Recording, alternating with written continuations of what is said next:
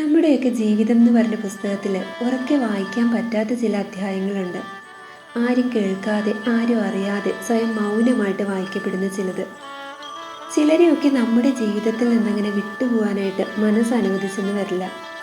ഓരോ വട്ടം ഓർക്കാതിരിക്കാൻ ശ്രമിക്കുമ്പോഴും പെരുമഴയായി ഹൃദയത്തിലേക്ക് തന്നെ വന്നു നിറയും. ഇനി ഒരു കാരണവശാലും മിണ്ടരുതെന്ന് തീരുമാനിക്കുമ്പോഴും മനസ്സ് 100 വട്ടം പ്രേരിപ്പിച്ചുകൊണ്ടേയിരിക്കും. നമ്മൾ ഒരാളെ ഒത്തിരി അങ്ങ് ഇഷ്ടപ്പെട്ടാൽ നമുക്കൊരു വലിയ ലോകം തുറന്നു കിട്ടിയ പോലെ ആയിരിക്കും. ആ ലോകത്ത് ഒരുപാട് സന്തോഷവും. പക്ഷെ ഒരു ദിവസം നമ്മുടെ മുഖത്തെ പുഞ്ചിരി മാച്ചുകൊണ്ട് അവരങ്ങ് പോകുമ്പോൾ സിനിമയിലൊക്കെ ആണെങ്കിലും പറയാം, ഞാൻ 2 ദിവസം മുന്നേ തന്നെ അങ്ങ് വേണ്ടെന്ന് വെക്കുന്നു. പക്ഷേ ജീവിതത്തിൽ അങ്ങനെയൊന്നുമല്ല. ആ വേർപാട് അവരുടെ ലൈഫിനെ തന്നെ മാറ്റിമറിച്ചേക്കാം. അവിടെയാണ് നമ്മൾ ചിന്തിക്കേണ്ടത്.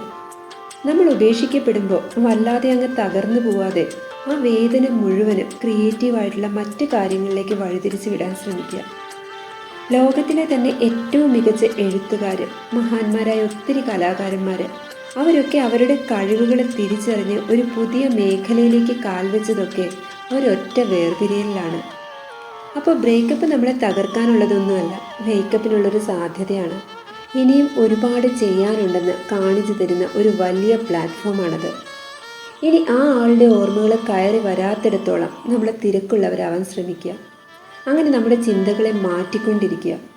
മറവി എന്നൊരു അനുഗ്രഹം നമുക്കെല്ലാവർക്കും തന്നെയുണ്ട്. നമ്മുടെ മുഖത്തെ പുഞ്ചിരി മാച്ചവർക്ക് വേണ്ടി കണ്ണീരൊലിപ്പിച്ച് ജീവിക്കാതെ, നീ കാണിച്ചു തന്നതിലും മനോഹരമായൊരു ലോകത്താണ് ഞാനിന്ന് ജീവിക്കുന്നത് എന്ന നിലയിൽ പുഞ്ചിരിച്ചുകൊണ്ട് മുന്നോട്ട് പോകും. ഇതിൽ പരം ഒരു തിരിച്ചടിയൊന്നും ആർക്കും കൊടുക്കാനില്ലെന്നേ.